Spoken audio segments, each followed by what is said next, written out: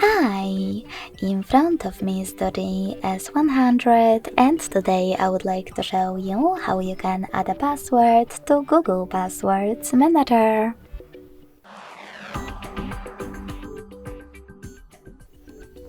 Begin by going into Settings and scrolling down just a bit to access Passwords and Accounts.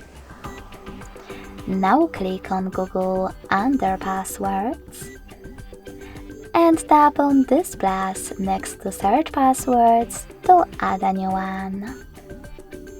Finally, input all of those informations. At the top, you can type in any website or click on Select App and click on the chosen one. Then enter your username, email or phone number, password, and even some helpful notes. When you finish, tap on Save at the top right corner. So when I do that, as you can see, my password was successfully added.